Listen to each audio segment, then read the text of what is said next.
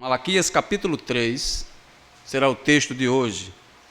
Eu reservei aqui 12 versos, tá? Vou trabalhar com ele em conjunto com vocês e tentar explorar o máximo deles aqui com vocês. Malaquias, profeta aqui do Antigo Testamento, dos versos 1 até o versos de número 12, que diz assim, irmãos: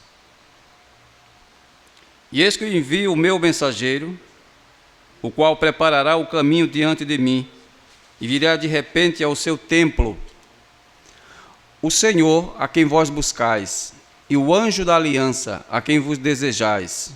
E eis que vem, diz o Senhor dos exércitos.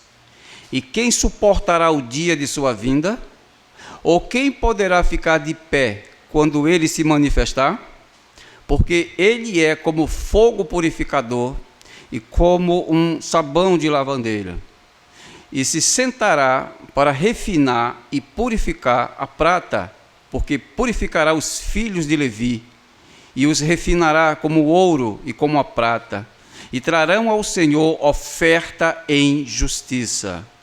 Então a oferta de Judá e de Jerusalém será grata ao Senhor, como nos dias passados e como nos anos antigos, e me aproximarei de vós para juízo, e testificarei rapidamente contra os feiticeiros e adúlteros, contra os que juram falsamente, e os que defraudam o seu salário, o trabalhador, a viúva e o órfão, e os que fazem injustiça ao estrangeiro, não tendo temor de mim, diz o Senhor dos Exércitos. Versículo 6.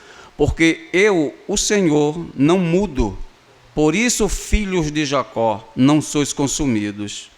Desde os dias de vossos pais vos afastaste dos meus estatutos e não vos guardastes. Voltai-vos para mim e eu voltarei para vós, diz o Senhor dos Exércitos.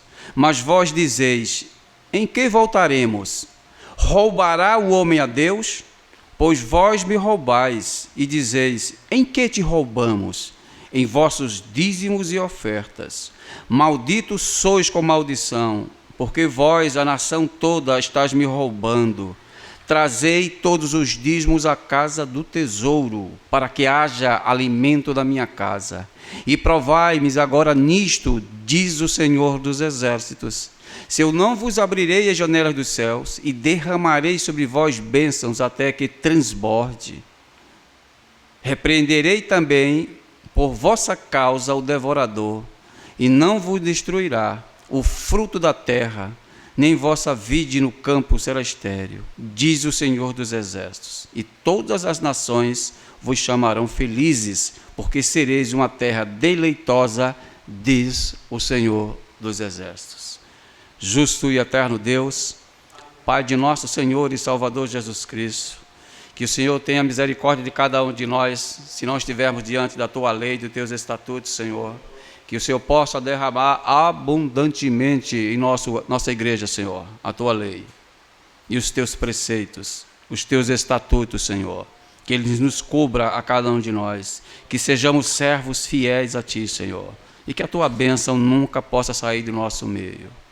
Abençoa todos os Teus santos que aqui estão, aqueles que não chegaram aqui até o momento, e aqueles que não vão conseguir chegar também, Senhor. Que o Senhor possa estar do início ao fim em nosso culto, ó Pai, como um símbolo da nossa fidelidade também diante de Ti. E nós Te pedimos estas bênçãos em nome do nosso Senhor e Salvador Jesus Cristo, aquele que vive e que reina para sempre. Amém, Senhor. Poder aceitar, santos, obrigado. Deus abençoe vocês. Então, hoje nós estamos expondo o terceiro capítulo do profeta Malaquias, onde ele traz uma supra-importância para a igreja do Antigo Testamento e também para nós do Novo Testamento. O tema que eu vou propor aqui para vocês será a aliança mosaica, uma justiça pactual e a transição para o Novo Testamento. Esse é o tema que eu vou trazer para os santos. Mas o que eu vou defender será que o dízimo não é um ato litúrgico na igreja de Cristo. Essa será a tese que eu vou defender. Na parte da introdução, o profeta aqui Malaquias, como já disse na semana passada, ele ministra no período pós-exílico, ou seja, aquele período, provavelmente lá do ano 460 a 430 a.C., quando o templo, ali naquele tempo, no tempo de Esdras e Neemias, já havia sido reconstruído. O povo já estava todo vapor, o templo já estava construído, e a vida espiritual de Israel encontrava-se em profundo declínio. Os judeus sempre tiveram altos e baixos, mais baixos do que altos. E esse declínio não é por conta de Deus. Esse declínio é por causa do povo, por causa da sua infidelidade para com Deus. Aí Deus não aceita uma igreja infiel. O que é que ele faz, santos? Ele traz juízo para o povo da aliança. Ele não está trazendo juízo para os gentios, os países que cercavam Israel. Ele estava trazendo juízo para o povo dele, da aliança, porque ele é pai, e o pai sempre repreende os seus filhos, e essa era a condição que Israel ele se encontrava. O povo retornou do exílio, mas não retornou de coração ao Senhor. O livro ele é estruturado em disputas pactuais. Por que nossa igreja aqui ela é pactual? Porque nós cremos que Deus ele pactuou conosco. Deus ele tem uma aliança com o seu povo, e essa aliança não pode ser quebrada, nem em ambas as partes, nem por Deus e nem pela igreja. Então diz aqui que nas quais Deus acusa Israel, e Israel responde com incredulidade ao Senhor, e o Senhor prova a sua acusação com base na lei da aliança mosaica. Deus está tratando o povo e olhando para a lei. E vocês têm desprezado-me com as vossas ortopraxias. Não adianta vocês me dizerem que vocês me amam, porque eu conheço o interior dos homens. O homem pode cautelar, o homem pode enganar o outro homem, mas ele não consegue enganar a Deus, porque Deus conhece a nossa estrutura biológica, não apenas pela parte externa, mas principalmente, santos, pela parte interna. Ele conhece.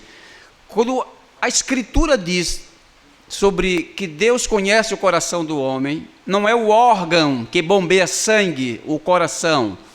O coração significa, das muitas vezes, a mente, a intenção do homem, que Deus o conhece. Antes mesmo dele pensar, Deus conhece o seu lado cognitivo, o seu lado mental. Deus já sabe de todas as coisas. E Deus sabia que Israel estava em pecados com ele. Então, a acusação do povo de violar a aliança. E quando acontece a reforma protestante no século XVI, irmãos, isso já está lá na frente, século XVI, muitas igrejas nascem do protestantismo histórico. O que significa isso? Algumas pessoas pensam no seguinte: hoje tem milhões e milhões de denominações evangélicas espalhadas pelo mundo todo. Quando alguém se expressa-se dessa forma, você é protestante? A maior parte dos cristãos dizem assim: somos protestantes. Não é verdade, santos. Protestantes nasceu de um desafio de um homem chamado Martinho Lutero, porque quando ele bradou dentro da igreja sobre algumas partes da igreja que estava corrompida, a igreja exclui Martinho Lutero. Esse ato de excluir ele do meio do catolicismo romano, chamaram ele por este ato de protestante, porque Lutero estava protestando contra a doutrina romana. Então esse nome de protestante não foi que Lutero queria isso para ele, isso é um nome péssimo, mas a igreja romana o deu esse título a ele, que ele era um protestante, e não somente ele, todos aqueles que o seguem. Então nós, que somos filhos da reforma, somos chamados de protestante por causa disso. Então as outras alas do cristianismo, como os pentecostais, os neopentecostais, eles não são chamados de protestantes. Somente os reformados é que são chamados de protestantes. E muitas dessas linhas do cristianismo que eu citei aqui, elas têm uma afinidade dentro do texto de Malaquias, com o sistema de dízimos e ofertas como sistema de finanças. Então, essa doutrina não sai de dentro do protestantismo histórico, das igrejas presbiterianas e principalmente das igrejas reformadas canadense e holandesas. Não sai. Esse ensinamento ele grita muito forte dentro do pentecostalismo. Quando exploram o texto de Malaquias, o texto não está falando de finanças, o texto não fala de dinheiro, o texto não fala dessas coisas, mas hoje, quando se vai falar de Malaquias 3, se fala em dinheiro dentro da igreja. Então, essa cosmovisão, ela está altamente corrompida pelas igrejas de hoje, quando vai tratar disso. O texto não está falando disso. O texto está falando de quebra da aliança entre Israel e Deus. Então, quando nós tratamos hoje desse texto, queremos trazer são Malaquias 3 com dízimos e ofertas. Mas, presbítero, o texto está falando de dízimos e ofertas? Mas não é o foco, não é esse. O foco não é esse. O foco é outro. O texto está repartido em 4 pontos. Primeiro ponto, o mensageiro da aliança e o juízo purificador, dos versos 1 ao 5. O ponto 2, a imutabilidade de Deus e a infidelidade de Israel, dos versos 6 e 7. O roubo pactual, os dízimos e as ofertas, dos versos 8 ao 9. E o último, a promessa condicional da aliança mosaica, que está dos versos 10 ao 12. Então, esses são os pontos que Malaquias está tratando com Israel. O profeta vai tratar com Israel sobre esses pontos. Ele vai apelar para Israel retornar, porque se não retorna, Deus vai machucar a nação de Israel. O profeta ele vai para preparar o caminho. E Deus quer perdoar o seu povo, mas o povo tem que arrepender-se dos seus pecados. O primeiro ponto diz: o mensageiro da aliança e o juízo purificador, que está aqui nos versos 1 ao 5. Deus anuncia a vinda de um mensageiro que preparará o caminho do Senhor. O foco do texto não é a prosperidade, mas a purificação do sacerdócio. O sacerdócio está altamente corrompido, santos. Deus não tolera um sacerdócio corrompido. Deus veio tratando, historicamente falando, de Malaquias para trás, de todos aqueles que se usurparam do sacerdócio e não levaram a cabo aquilo que receberam. Aí Deus começa a mostrar a eles que eu não tolero um corrupto no ministério. Então, isto é uma prática do Antigo Testamento. Veja como ele diz no verso 3. Como ele diz no verso 3. Ele purificará os filhos de Levi, no versos 3. Então, é de suma importância que vocês entendam. Ele purificará os filhos de Levi, porque o texto fala-se da tribo de Levi. Aí vocês vão entender o que é que tem a ver dízimos e ofertas com a tribo de Levi. Por que as outras tribos não contam somente os levitas? Aí o sacerdócio, que estava em posse da administração do templo, estava corrompido. O problema central e o colapso do culto levítico não é a falta de recursos financeiros, não. O sistema sacrificial estava corrompido porque os sacerdotes violaram a lei de Deus, nos versos 1 e 2. E Deus, observando as práticas dos levitas, porque era subdividido, sacerdotes e o sumo sacerdote, os levitas não estavam pactuando com Deus corretamente. O que é que isso nos traz, irmãos, em pleno século 21? Que Deus não tolera um culto falsificado. O culto que Deus prescreveu aos levitas é o mesmo culto nos dias de hoje, agora só com elementos diferentes. O culto do Antigo Testamento era o templo, os sacrifícios, a matança dos animais, a purificação do povo. Nos dias de hoje existe o culto ao Senhor, não matança mais de animais, mas diante de uma liturgia que Deus prescreveu. E quando nós não estamos dentro deste padrão do sistema que Deus estabeleceu, nós estamos em pecados. Deus não está preocupado com a igreja, Deus está preocupado com Ele próprio. Deus não está preocupado com a glória da igreja, Deus está preocupado com a glória dele, que está sendo ofendida por nós, seres humanos. Então os levitas estavam machucando a Deus. O cerne da denúncia profética em Malaquias não é econômico, mas cultual e pactual com Deus. O culto é a coisa mais importante, não é os elementos em si, mas o culto e o pacto que Deus fez é de supra importância para com a sua igreja do Antigo Testamento. A crise enfrentada por Israel nesse período pós-exílico não decorre de escassez de recursos, mas da desintegração espiritual do sistema. O sistema está corrompido. Em Israel, sempre teve essa problemática. Isso foi no período do profeta Malaquias. Os profetas, todos eles, quando foram instalados, irmãos, porque Israel estava em pecados, só havia necessidade de ministério profético, porque o povo estava corrompido, santos. Então, esse sistema, quando Cristo chega, no primeiro século, o que é que acontece, irmãos? O sistema está altamente corrompido. Deus não estava mais presente naquele templo. Os sacrifícios que estavam sendo executados estavam sendo em vão, porque o povo já tinha abandonado Deus há muito tempo. Aí quando Cristo profere tais palavras, dizer assim: este povo me honra com os lábios, mas o seu coração está distante de mim. Isso era para o povo da aliança, isso não é para incrédulo, porque incrédulo não tem Deus em seus corações. Somente um crente tem Deus em seus corações, e somente Deus trata dessa problemática é com a igreja, não é com os ímpios. Então Deus estava falando com crentes, Jesus estava abordando crentes. Vocês me adoram, é verdade, mas somente com falácias, somente verbalizações, somente cânticos, mas as vossas ortopraxias estão muito distantes de mim, afastada bilhões de quilômetros de mim. Isso é Deus falando através de Cristo. Mas aqui no tempo do sacerdócio, ainda em Malaquias, a coisa estava da mesma forma. Então, desde o início do livro, o Senhor não acusa o povo por não sustentar o templo, porque eles tinham que sustentar o templo financeiramente, mas por profanar o culto.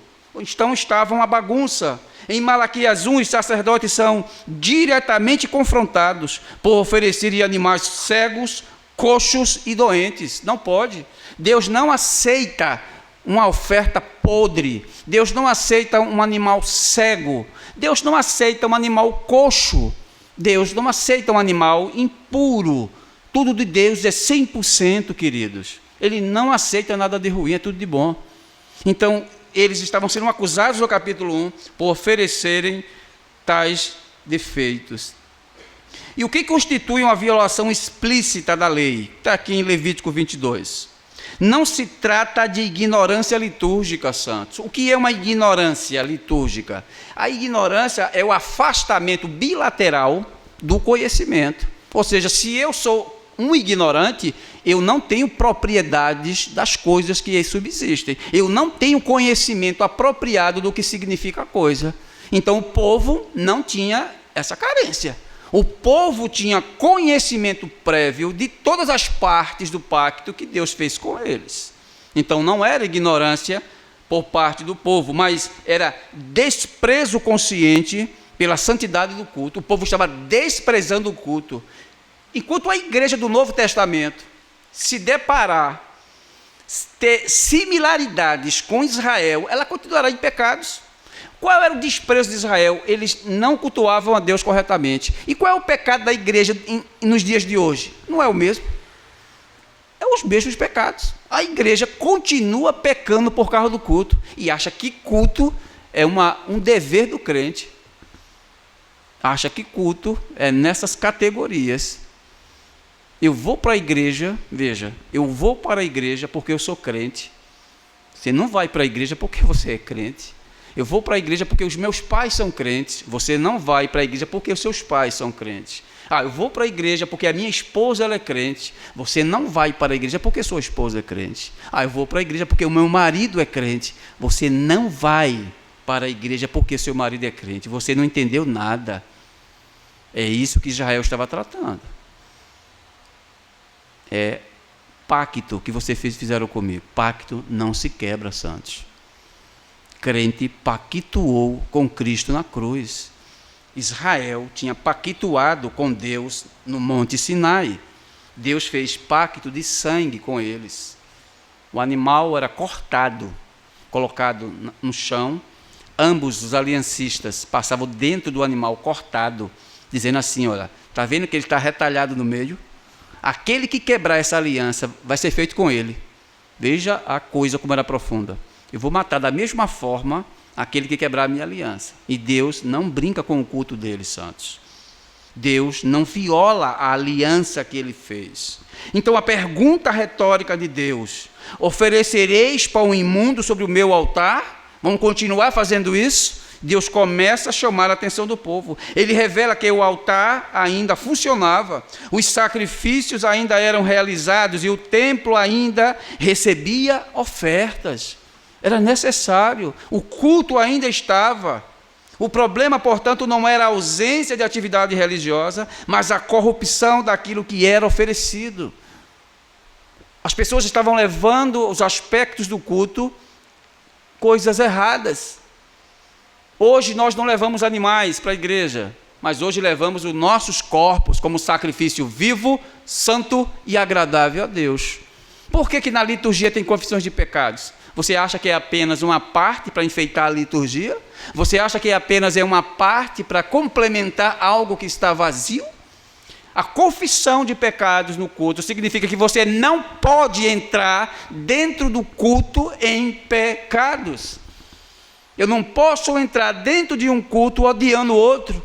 Eu não posso entrar dentro de um culto com o meu coração inflamado com alguma coisa, em pecados. Eu tenho que pedir perdão a Deus. É a mesma coisa do Antigo Testamento. Deus não permite que entre dentro do culto dele para praticar um culto você estando fora dos padrões que ele delineou. Esse era um dos pecados de Israel. Em Malaquias 2, a acusação se aprofunda. No capítulo anterior, Deus declara que a aliança com Levi foi quebrada.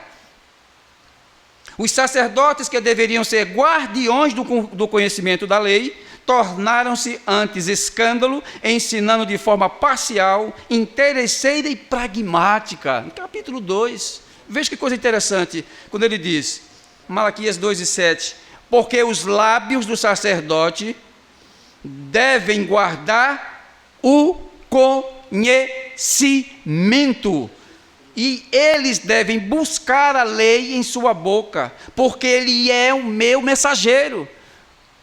O que isso mostra para os sacerdotes da época? E o que isso reporta para nós em pleno século XXI, irmãos? Eu sempre bato nessa tecla. Eu sempre falo dessas coisas. Eu sempre argumento que isso tem que ser dessa forma. Os sacerdotes, Deus diz que na boca deles é obrigado ter conhecimento. Ele tem que saber explicar as Escrituras. Eles têm que saber aplicar as Escrituras no meio do povo. E os sacerdotes sabiam que tinham que fazer isso, e eles se negligenciavam a dar a verdade à nação. Falsos sacerdotes, porque eles estavam se corrompendo. Deixou de promulgar a verdade, é corrupto, está no estágio de corrupção. Israel estava mergulhado na corrupção. Quando o sacerdote da antiga aliança não se curvava diante da lei, era considerado um fora da lei de Deus, um marginal. Fora da lei são os marginais. Não existe ninguém fora da lei. Todos nós temos que andar nos trilhos da lei de Deus. Se estivermos fora dos trilhos, estamos em amártia, estamos em pecado deliberado. O que é pecado? É uma transgressão pactual que nós fazemos, consciente, racional e voluntária das quebras da lei de Deus. Fazemos isso, estamos cometendo pecado diante de Deus.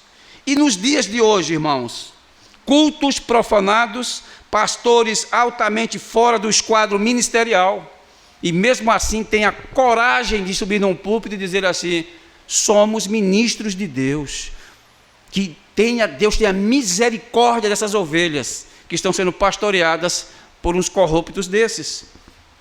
Então essa mensagem, quando foi trazida pelo profeta, ela não foi dirigida aos gentios, mas sim para o povo da aliança. E esse mesmo povo da aliança do Antigo Testamento, ele repete as ações nos dias de hoje, que é uma mensagem dirigida aos verdadeiros cristãos. Essa mensagem não é para ímpios. Essa mensagem é para os cristãos que professam a Cristo. Então eu quero compartilhar aqui com essa cosmovisão cristã para a ala reformada, a minha ala.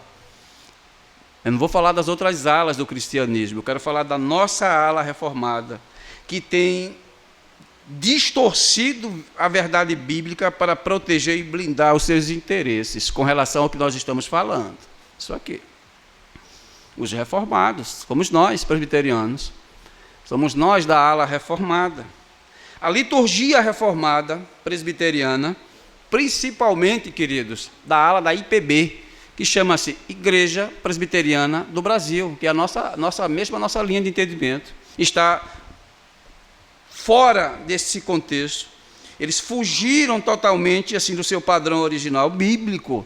Não é todas, mas a maior parte das igrejas presbiterianas reformadas estão totalmente fora do esquadro ministerial, fora daquilo que um dia ele foi promulgado a fazer. São pessoas cantando e louvando como se fossem shows dentro da igreja, cânticos solos e não cânticos congregacionais. Isso acontece hoje dentro das igrejas. São pregadores não autorizados a ministrarem a pregação num culto solene. Não tem isso. A igreja muitas das vezes coloca pessoas não federativas para estar pregando dentro de um culto. Então, observa que dentro da liturgia de um culto, Deus ele não perdoa. A liturgia tem que ser cumprida 100%. Por que um membro não pode pregar o evangelho no dia de culto? Como na boa parte das igrejas a gente vê, membros subindo num púlpito de domingo e pregando para a igreja, porque eles não foram chamados para isso. Eles não têm uma palavra federatividade para fazer essas coisas.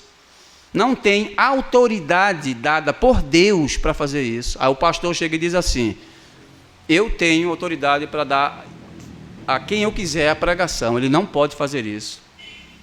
O pastor da igreja, ele é um servo da igreja. Ele não manda da igreja, queridos. O pastor ele foi chamado para copiar e executar o que a Escritura manda, mas não ele mandar e fazer o que ele quer. Então, dentro dessas normas, as igrejas também estão fora desse padrão.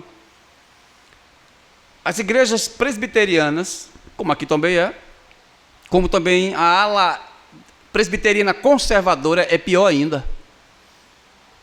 Eu falo de experiência, Santos. Eu não estou falando porque alguém me disse, não. Eu falo porque há uma experiência ligada comigo com isso. Então, dentro dessas igrejas, essa que eu citei aqui, a última, onde é mais grave ainda, a conservadora, onde membros sem federatividade pregam como se fosse ministro dentro da igreja. Não pode, queridos. Um membro é separado de um corpo ministerial. Por que há separações de ofícios dentro da igreja? Porque cada atividade compete ao seu ofício. E por que eu posso pregar? Porque eu tenho ofício. É por isso que prego. Porque se não tiver ofício, você não prega. Então, os presbíteros pregam por quê? Porque eles têm ofício para pregarem. Então, é por isso que eles podem pregar. Mas se eu não tenho ofício, eu não posso pregar num dia de domingo no culto. Mas na maior parte das igrejas, e nessas que eu estou citando aqui, isso acontece. Infelizmente, a função pedagógica e mediadora do Antigo Testamento, o sacerdócio, ela foi pervertida, transformando o culto em um rito vazio, desassociado da justiça, da infidelidade e do temor ao Senhor. Então, esses pontos estão dentro da igreja contemporânea de hoje. Eu bati tanto nisso, não pode, essa pessoa não pode estar expondo, não pode estar pregando esses cânticos antropocêntricos, não pode cantar esse tipo de cântico que está trazido para dentro da igreja, está em pecados, mas está contaminada a igreja, santos. A igreja está contaminada. Os judeus estavam contaminados por essas questões. A corrupção sacerdotal, ela produziu um efeito em cadeia, efeito dominó. Quando bate em um, vai derrubando os demais. Quando o sacerdócio se tornou infiel, o povo ele perdeu a referência espiritual. Perde, irmãos. Eu escutei um testemunho de uma pessoa que ela disse: o meu pastor disse assim, olha, num púlpito: eu não gosto de ler. Meu Deus do céu, como é que um líder que se diz pastor chega num púlpito, tem uma coragem, ele é muito corajoso, eu não tenho essa coragem, de dizer assim: eu não gosto de ler. Claro, irmão, se ele não gosta de ler, ele não tem nenhum conhecimento, nenhuma intimidade com esse livro aqui. Pode ter certeza disso. E como é que fica uma igreja que tem um líder que diz que eu não gosto de ler, eu não gosto de me apropriar-me disso aqui? Coitada dessa igreja. A cara da igreja é a cara de quem? Do pastor. O homem nunca indicou um livro para os membros lerem. O que é que esse homem vai dar? Falso ministro, falso líder, falso pastor. É estes problemas que estavam acontecendo dentro de Israel. Só que Israel não era falta de conhecimento. Hoje é uma falta de conhecimento terrível. Falta de conhecimento é pecado. Sempre foi pecado, queridos. E por que é pecado? Porque você deixa de se apropriar-se das coisas que você foi chamado. Então, neste ponto, Israel e muitas igrejas contemporâneas estão em pecados. Essa corrupção sacerdotal, ela produziu isso. Aí, nesse texto de Malaquias 3, deve ser lido a denúncia sobre dízimos e ofertas. Ele não surge como um apelo financeiro, não, mas como uma evidência do colapso do sistema levítico, porque eles tinham uma finalidade daquilo dali, santos. Houve uma finalidade. Os dízimos eram parte integrante da estrutura cultual, destinados à manutenção dos levitas, para que se dedicassem integralmente ao serviço no templo. Foi para isso que o dízimo foi feito, queridos. Aí eu fico muito triste quando eu escuto reformados, gabaritados, intelectuais, apoiando que dízimo é um apoio do Novo Testamento, como pastores presbiterianos que fizeram até livros sobre o dízimo, defendendo que o dízimo é uma prática da igreja do Novo Testamento. Será que esses homens nunca fizeram hermenêutica na vida? Esses homens não conhecem os princípios exegéticos do texto, que eu não posso adulterar o texto, porque para eu tentar trazer aquilo que está lá atrás do Antigo Testamento e jogar aqui na igreja, é um estupro que eu estou fazendo da Escritura. Crentes não são estupradores. Crentes são fiéis à interpretação das Escrituras. Então, este problema não era financeiro. O problema era pactual com Deus. O ponto 2 diz a imutabilidade de Deus e a infidelidade de Israel. O texto diz assim, 6 ao 7. Porque eu, o Senhor, não mudo. Por isso vocês, ó filhos de Jacó, não sois consumidos. Por que eles não são consumidos? Mesmo sendo infiéis. Porque Deus disse, eu não mudo. Eu continuo da minha postura de fidelidade. Vocês são infiéis. Vocês pedem para apanhar. Mas eu continuo mesmo. Um dos atributos de Deus, imutabilidade. Ele não tem como mudar. As coisas externas podem estar caindo. As coisas externas podem estar em entrada de evolução contrária e Deus não muda. Não tem como mudá-lo, santos. Impossível de mudar Deus, porque Deus é imutável. Quem muda somos nós. Hoje eu sou fiel e amanhã talvez eu seja infiel. Então existe essa mudança no ser humano. A imutabilidade divina é o fundamento da preservação de Israel enquanto nação pactual, que o texto não fala da igreja, mas dos filhos de Jacó. Eu não posso penetrar a igreja nesse texto, como se fazem hoje. Colocam a igreja nesse texto. Esse texto é altamente judaico. Esse texto é altamente pactual. É tanto que ele diz, filhos de Jacó. Quem são os filhos de Jacó? Não é Israel, queridos. Isso é para Israel. O chamado ao arrependimento é retornar à lei, não é a fé evangélica.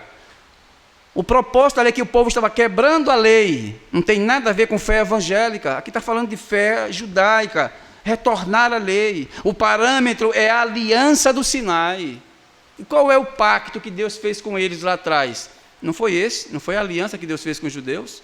Vocês vão entender qual é o propósito desse dízimo, qual é o propósito da quebra do povo. Aí o ponto 3, que está dos versos 8 ao 9, diz, roubará o homem a Deus? Ele está perguntando. Todavia, vós me roubais. Deus começa a acusar o povo. Aí agora entra na argumentação principal. Vocês estão me furtando. Vocês estão tirando de mim alguma coisa.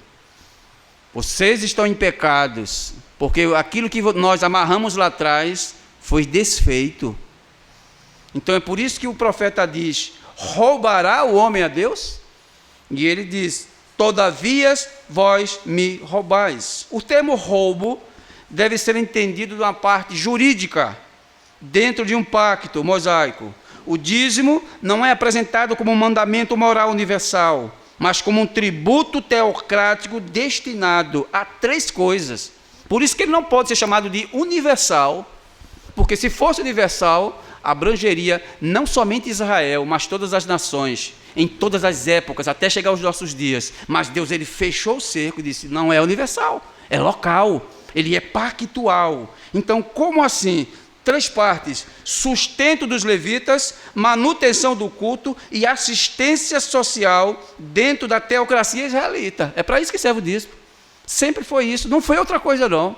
Então servia para o sustento dos levitas, manutenção do culto e assistência social dentro da teocracia. Então o dízimo era territorial, nacional, agrário, vinculado ao templo, administrado pela tribo de Levi, e nenhum desses elementos existe dentro do Novo Testamento. Não existe nenhum elemento de manutenção, não existe nenhum elemento de sustento dos levitas, porque não tem levitas mais, e nem a teocracia israelita, porque a igreja, ela sai dentro de Israel, não tem mais vínculo com Israel, santos. Então essa foi a pancada que Deus disse: roubará o homem a Deus? É por isso que eles estavam roubando, porque estavam deixando de sustentar os levitas, a manutenção do culto não estava sendo feita e a assistência social não estava sendo realizada. E para isso que o dízimo foi constituído. Eles deixaram de fazer isso. Quando eles deixaram de fazer isso, Deus disse: vocês estão me roubando, estão deixando de fazer aquilo que eu prescrevi para que vocês fizessem. Números 18, irmãos, se vocês querem entender isso, é Números 18. A resposta não está em Malaquias, a resposta está em Números 18. É um texto legislativo dado após as rebeliões de Corá, de Datã e de Abirão, que está aqui em Números 16. O objetivo central do capítulo é regular o acesso ao santuário e definir quem poderia servir no culto sem incorrer em juízo. Quer dizer, Deus, eu estou ensinando vocês a andarem, porque eu não quero bater em vocês. Eu quero que vocês façam o trilho correto, andem correto diante de mim. É para isso que eu instituí isso. Então aqui não possui nenhuma estrutura com a igreja do Novo Testamento. O desvio dos sacerdotes da antiga aliança é semelhante aos pastores nos dias de hoje. Semelhante, agora entra uma semelhança, que eles lá atrás estavam desviando, não estavam fazendo a coisa fluir. Hoje, os líderes fazem uma coisa bem similar, enganam o povo de Deus com essas questões financeiras, ameaçando o povo de Deus com falsas advertências e prometendo ao povo de Deus coisa que Deus não pode dar, irmãos. Eu fui visitar uma casa, na época, de uma pessoa, de uma senhora, e essa mulher, ela era assim, fiel aos dízimos. Aos dízimos ela era fiel. Ela ganhava um salário mínimo, ela dava até mais de 10% para a igreja. Era aquela mulher que dizia assim: pode, na minha casa está se acabando de tudo, mas o dinheiro do dízimo eu tenho que dar para a igreja. Porque ela entendia, se eu não der o dízimo, essas aplicações de Malaquias podem cair sobre mim. Aí quando eu entrei na casa dela, irmão, eu não tenho esse hábito de olhar o que tem na casa da pessoa. Mas quando nós estudamos a vida da irmã, que ela era muito rígida com relação ao dízimo, aí eu olhei para a casa dela, né? Móveis, tudo da casa dela, eu dei aquele olhar e copiei tudo, porque eu vou ter que ajudá-la, ela precisava de ajuda. Aí quando eu fotografei a casa todinha, eu disse: agora vamos fazer a visita pastoral. A senhora crê no dízimo? Ela disse: eu creio. Por que a senhora crê? Porque é uma determinação de Deus, e quem não der está em pecados. Porque ela já sabia o que eu pensava, né? Eu disse: mas quem disse isso, senhora? Ela fez a escritura. A senhora pode mostrar? Aí ela abriu o texto, esse aqui de Malaquias 3. Eu disse: olha o que o texto diz, olha. Aquele que dá o dízimo não terá um lugar para guardar tanta bênção que Deus vai dar. E quando eu estou olhando aqui para a tua casa, me perdoe, eu não estou vendo nada de bom aqui nessa casa. Móveis velhos, a casa maltratada, E cadê as bonanças de Deus que não está caindo sobre a senhora? Você pode me explicar isso? Pode me explicar? Olha o que o texto diz aqui, ó. O mesmo texto que a senhora está dizendo que Deus vai dar, aqui está dizendo que isso tem que acontecer na vida dos dizimistas. Todo dizimista do Antigo Testamento tinha uma vida próspera. Os judeus tinham uma vida próspera. Vivia bem de vida. Porque Deus abençoava por causa dos dízimos. E por que a igreja de hoje, a maior parte dos dizimistas são pobres? Vivem em estado de miséria, pedindo ajuda na igreja, auxílio nas igrejas. Não tem muitos, não tem nem casa para morar. Não tem uma boa alimentação. Não tem boas vestes. Por quê? O texto responde, querido, não foi feito para nós. Nós adulteramos o processo daquilo que Deus escreveu. Então eu tentei passar para ela que isso era uma realidade. Essa cosmovisão ela é trazida para a igreja de hoje. O capítulo estabelece 3 distinções fundamentais: sacerdotes da tribo de Levi, os próprios levitas e as demais tribos estão envolvidas com o dízimo.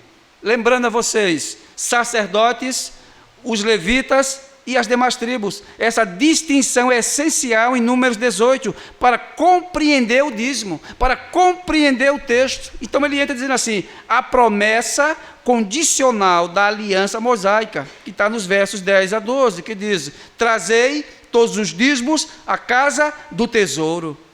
Veja que confusão, santos. A casa do tesouro não é a igreja. A casa do tesouro é o templo de Israel, onde os levitas trabalhavam ali dentro. Essa é a casa do tesouro. Mas quando os pastores de hoje dizem assim, tragam seus dízimos para a igreja, aqui é a casa do tesouro, eles estão estuprando o texto. O texto não está dizendo isso. O texto está dizendo que a casa do tesouro é o templo de Israel. Existia um compartimento que se guardava esses utensílios. Então, o que está havendo com a igreja? Por que ela diz isso? Porque essas pessoas querem dinheiro na igreja. Eles estão manipulando a mente das pessoas. E uma vez eu falei com um pastor da igreja conservadora, falando sobre isso. Ele ficou tão irritado comigo, que ele disse, então me diga o seguinte, Clécio, como você pastorearia uma igreja sem dinheiro? Eu disse, eu não disse que a igreja não deve ser pastora sem dinheiro, ela deve ser pastora com dinheiro. Tá bom, se não tem dízimos, como é que ela vai pagar as dívidas dela? Me diz aí, gênio. Eu disse, vou te dar a resposta. Paulo disse, cada um contribua segundo o propósito do seu coração. Eu posso dar muito mais de 10% para a igreja se eu quiser. Agora eu não sou obrigado a dar 10% para a igreja, porque isso não é Bíblia. Dízimo está na aliança judaica, as ofertas estão na igreja. Eu posso dar muito mais em oferta do que eu dou em dízimo.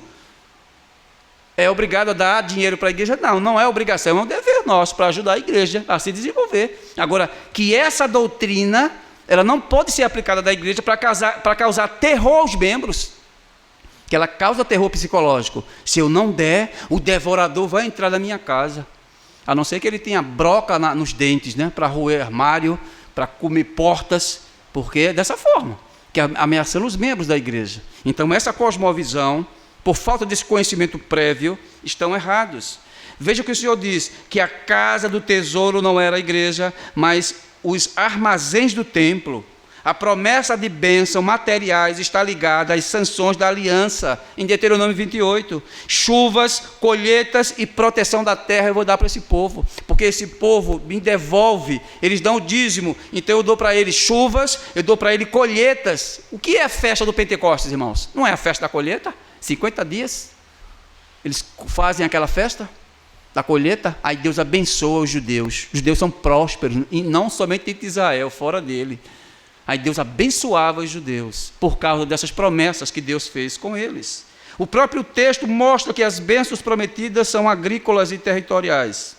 Os que confirmam que se trata de uma promessa restrita a Israel na terra. Aí você entende, o povo quando retorna para Israel, as tribos estão sendo divididas, são 12 tribos, e Deus disse, tribo de Dan vai ganhar tal terra, a tribo de Benjamim vai ganhar tal terra, e começou a dividir as terras.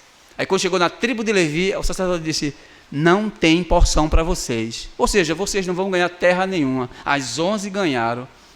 Mas por quê? Porque a herança de vocês Sou eu, o Senhor. Eu sou a herança de vocês. Eu vou manter vocês. Os outros não, eles têm que trabalharem. Mas vocês, levitas, eu vou sustentar vocês. Vocês vão trabalhar exclusivamente para mim. Eles vão construir o templo e vocês vão morar dentro do templo. Vocês vão ser o povo sacerdotal. Vai preparar o culto para mim com relação ao meu povo. Então a nação toda vai sustentar vocês. Como vai sustentar vocês? Trazendo todos os dízimos para a casa do tesouro, para que haja manutenção na minha casa. O quê? O templo, a igreja não. Deus falou isso, queridos. Eu não posso pegar uma propriedade que não é minha, e chama-se furto. Se eu entrar numa propriedade e pegar um objeto daquela casa e tirar ela à força, isso é furto. E se o dono vê, é roubo. O que é que nós estamos fazendo? Estamos roubando uma coisa que não pertence à igreja. Queremos dizer que uma coisa que não é da igreja, é da igreja. Não pode, queridos. Aí eu disse, pastor, sabe qual é a melhor maneira de a igreja ser sustentada? É com as ofertas dos santos. Mas Clésio, se eu for dizer isso para a igreja, esses irmãos vão querer trazer aqui de 2 a 5 reais. Eu digo, não, que ele vai não. Porque da mesma perspectiva que eles trazem os 10%, eles vão trazer com essa mesma perspectiva, agora com ofertas. Porque eles são crentes, eles são ímpios não. Agora o que não pode é você estar mentindo para eles. O seu papel foi da sua boca falar o conhecimento da verdade para eles. O verdadeiro crente, irmãos, oferta na igreja, porque ele entende que ela tem que se desenvolver. Não é com dízimo, queridos. Isso é um engano dos falsos ministros e até de verdadeiros ministros que estão envolvidos com essa corrupção dentro da igreja. Então, isso é o que estava sendo tratado dentro de Israel. A exclusão dos levitas da herança foi por causa disso. Eles não receberam território, não herdaram terra produtiva e não possuíam meios autônomos de substância agrícola para trabalharem. Então, como é que eles iriam se manter? Não é pelos dízimos, rapaz. Não é pelas ofertas que o povo ia trazer para eles. Essa exclusão não foi injustiça, mas uma designação teológica da parte de Deus. Isso é o que a Bíblia diz. Não sou eu que estou dizendo, queridos. Aí quando eu vejo hoje as igrejas, principalmente as pentecostais, que as pessoas são muito fiéis nos dízimos e ofertas. Não é pecado os pentecostais querer dar o dinheiro da igreja. Não é pecado isso. Agora é a forma que é dado na igreja que está errada. O pastor jamais ele pode estar num púlpito dizendo que o dízimo ele é para a igreja. E quem não dá dízimo está em pecados. Eu já vi o cara dizer que o dizimista, quando ele não dá dízimo, ele perde salvação. Veja que absurdo. É um absurdo isso dentro da igreja. Mas é o que mais se fala aí fora. As pessoas têm trazido um falso evangelho, colocado na mente de pessoas leigas, ignorantes, porque eles são leigos, né? Não conhecem da verdade. Eles precisam se libertar desse engano, santos.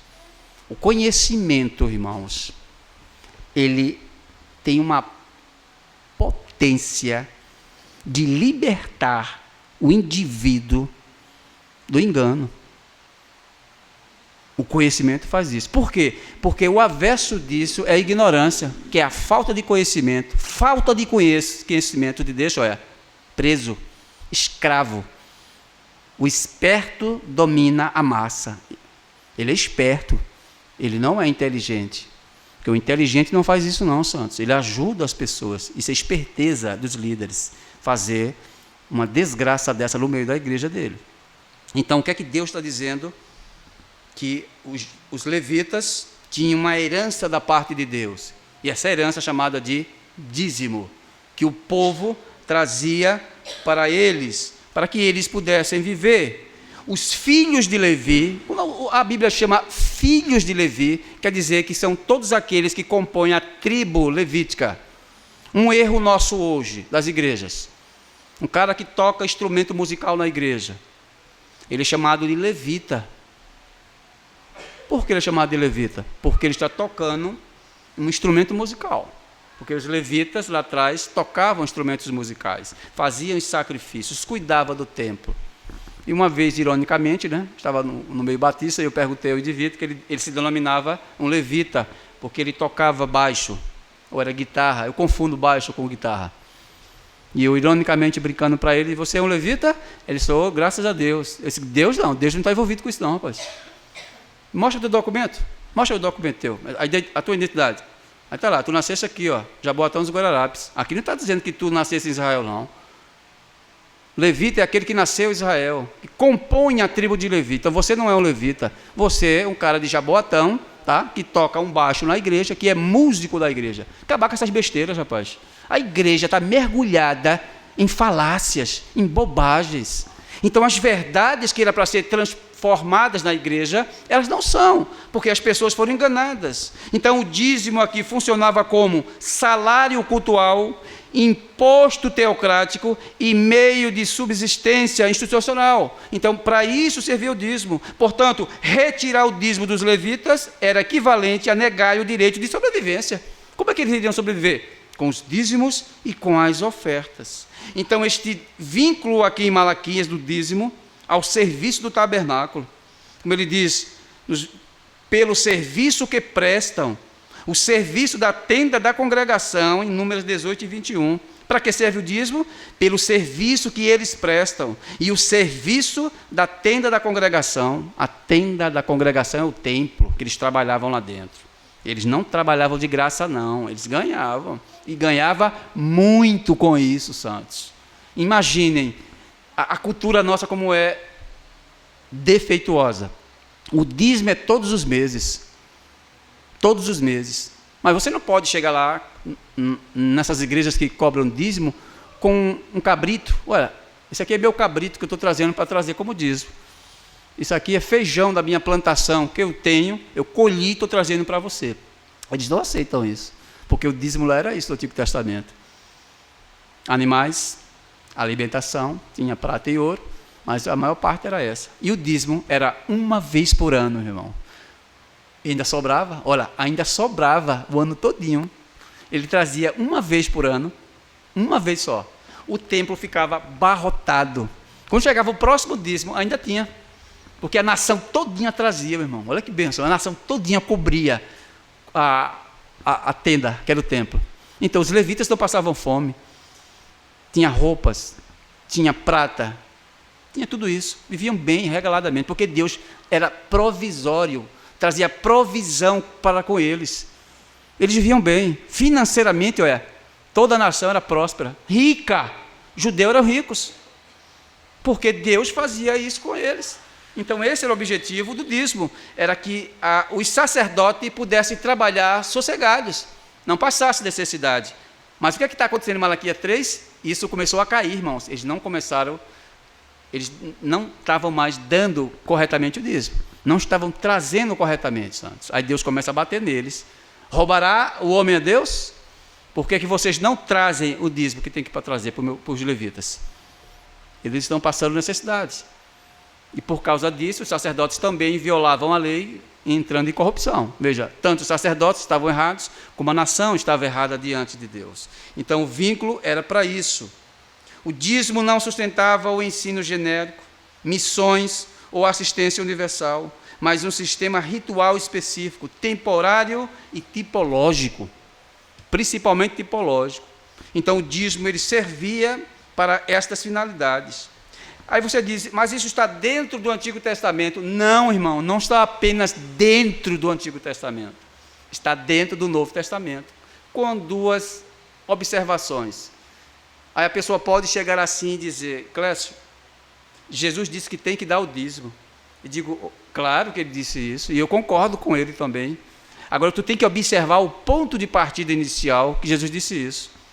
Jesus disse que tem que dar o dízimo, porque Jesus estava no tempo da lei. Jesus estava no tempo onde a lei funcionava. Tinha o templo, estava erguido, os sacrifícios estavam rolando, então era necessário que os judeus pudessem dar o dízimo. Jesus disse, eu não vim acabar com a lei, mas eu vim cumprir a lei. Então, o que é que a lei diz como cumprimento? Tem que dar o dízimo.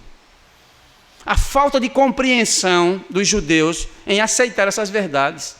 Os judeus tinham outra resistência fora o dízimo, eram os impostos, porque Roma cobrava impostos. Aí pegaram Jesus e disseram, é lícito, Jesus, dar tributo a César? Está lá na esfinge, olha, o denário. O imperador é chamado de semideus. Nós vamos dar impostos ao semideus, Jesus? É isso que está dizendo? Nós, judeus, não se dobramos diante de divindade, não. Somente o Senhor. Aí Jesus olha para ele e diz assim, olha, me dá uma esfinge, me dá uma moeda, um denário desse. Aí deram. Quem é essa imagem aqui? Ele disse, César, pronto, dê a César o que é de César. E dê a Deus o que é de Deus. O culto é de Deus. O imposto é de César, então pague o imposto dele. Vocês não estão em pecados, não.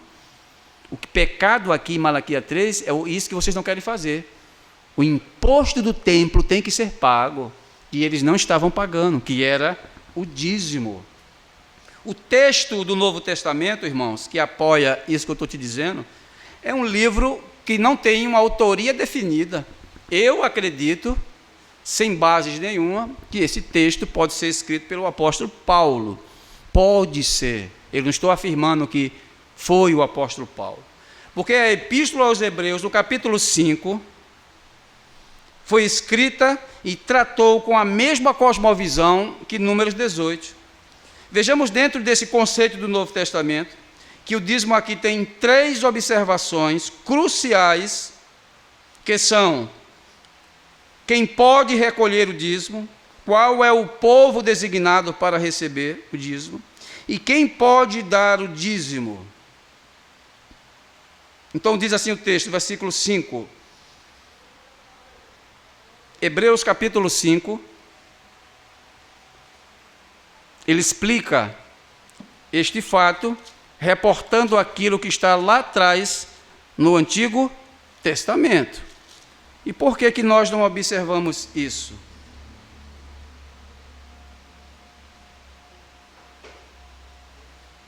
Que diz assim, Santos, 7 e versos 5 de Hebreus. E, na verdade, os que, dentre os filhos de Levi, recebem o sacerdócio, têm mandamento de recolher do povo os dízimos segundo a lei, ou seja, dos seus irmãos, ainda que estes também tenham saído dos lombos de Abraão. Veja o que é que o texto diz, irmãos. Verdadeiramente que aqueles que dentre os filhos de Levi, ou seja, os levitas, que recebem o ofício do sacerdócio, apenas o sacerdócio, tem ordem de tomar o dízimo. Quem toma o dízimo são os sacerdotes. Quem pode tocar nesses dízimos são os sacerdotes. Quem pode recolher esses dízimos são os sacerdotes. Hoje tem presbítero, diácono, auxiliar, membros que tocam nisso e dizendo assim que eles podem fazer isso. Mas o texto é enfático que diz: tem ordem segundo a lei. A lei prescreve quem pode tocar nele. E ela diz, não é a igreja, é os sacerdotes que podem tocar nele. Então, nós observamos aqui esses pontos. Quem pode tocar? Quem pode dar? Quem dá o dízimo? Israel. Quando ele diz, isto é de seus irmãos. Quem são esses irmãos? Não são o povo de Israel, Santos? É o povo de Israel. Então, quando Malaquias dá esse checkmate, essa acusação aqui, ele está falando do povo da aliança. Aqui não existe classe levítica a ser sustentada por impostos religiosos na igreja. Não tem. Não existe base legal para reproduzir Números 18 dentro da igreja. Porque não tem templo. Tem templo aqui? Não tem templo. Trazei todos os dízimos para a casa do tesouro, que é o templo. Não tem templo. Quem pode tocar nos dízimos são os sacerdotes, os levitas. Aqui não tem levitas, aqui não tem sacerdotes. E quem dá o dízimo são o povo de Israel. Aqui não tem nenhum israelita, então como é que eu vou dar dízimo, queridos? Quer dizer, pontos de iniciação desse, e a pessoa não consegue olhar corretamente para o texto. O sustento ministerial do Novo Testamento aqui ocorre por estas condições. Sem essas condições, não tem como estar com dízimos. Então, é uma impossibilidade de transferência para a igreja do Novo Testamento. Não há tribo sacerdotal, não há templo físico, não há um sistema de sacrifício, e todos os crentes do Novo Testamento são sacerdotes, como Pedro disse em capítulo 2, 5, 7, até o 9, que todos nós somos sacerdotes. então não há mais necessidade nenhuma de ter este trabalho dentro da igreja. O que Malaquias decorre aqui no texto, que o foco não é esse de dízimos, o foco é a quebra do pacto que ele está mostrando, e quando ele vai chegando no final, ele vai desdobrar e falar da infidelidade do povo com relação a Deus. É este ponto de partida que ele quer trazer para a igreja do Novo Testamento, que nós não podemos estarmos em desobediência para com Deus. A infidelidade da nação israelita foi porque eles quebraram o pacto com Deus. O que isso reporta para nós hoje, santos? Tirando a parte financeira, que não é esse o foco do texto, é a quebra de aliança que nós fazemos com Deus. O que é uma quebra de aliança? É um voto que eu fiz a Deus que eu não estou cumprindo diante de Deus. Por exemplo, quando há batismo na igreja, o profeta e o liturgo estão trocando informações um com o outro. Quando ele faz perguntas ao indivíduo que vai fazer a sua confissão de fé, ele promete que vai cumprir todos os votos pactuais com Deus. Mas no decorrer da vida espiritual, santos, esses pactos são quebrados. Qual é o conselho que o profeta dá com relação a isso, santos? Qual é o conselho que o colégio apostólico ele dá com relação a isso? É que nós temos que ter uma percepção de quem é Deus. Talvez a nossa cosmovisão com relação ao Senhor não seja aquela cosmovisão perfeita. Eu ainda não entendi quem é Deus. Eu ainda não entendi o que Ele é. Eu ainda não compreendi o que é o culto.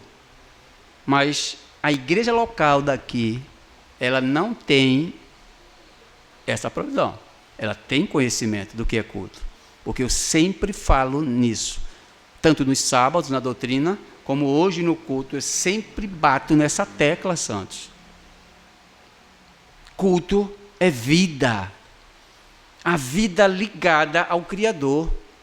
O culto é uma expressão máxima do crente para com o seu Senhor. O culto é uma expressão tão pactual, porque ele está relacionada à morte de Cristo.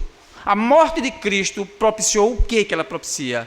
Perdão de pecados. O que é o pecado aqui? É aquela ferramenta que foi criada para matar as pessoas. O pecado mata, ele não brinca de matar, ele mata. É tanto que os cemitérios estão cheios de pessoas, não é por causa dele? Então a quebra que Deus fez na cruz com o ser humano, na morte de Cristo, propiciou ao pecador que ele não morrerá eternamente.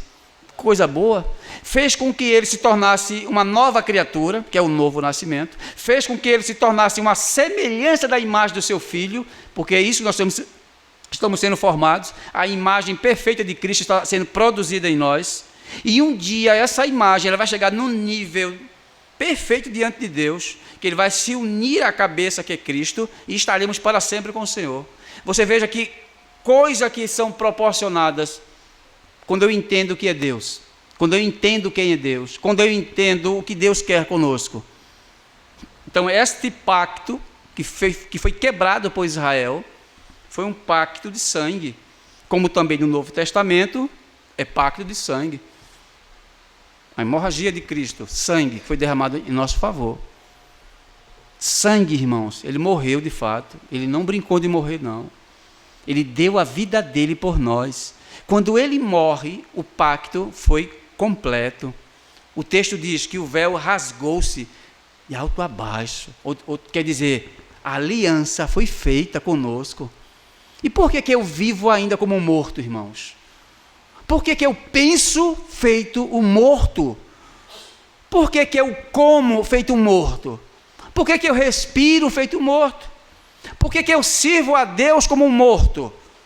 Por quê? Porque se tudo foi feito novo para mim, para nós, igreja, e que o culto é uma expressão de louvor a Deus, não é só cantar, mas é viver, por que nós não vivemos de acordo com os preceitos da lei de Deus? Por que nós não conseguimos fazer isso, santos? Não é por falta de doutrina, santos. Não é. Esse pecado eu não vou levar para o túmulo. porque eu me esforço bastante para que vocês tenham conhecimento dessas verdades. Malaquias está chamando o povo ao arrependimento. A mensagem para a igreja, santos, é uma mensagem similar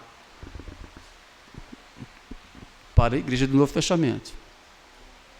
Arrependam-se dos seus pecados.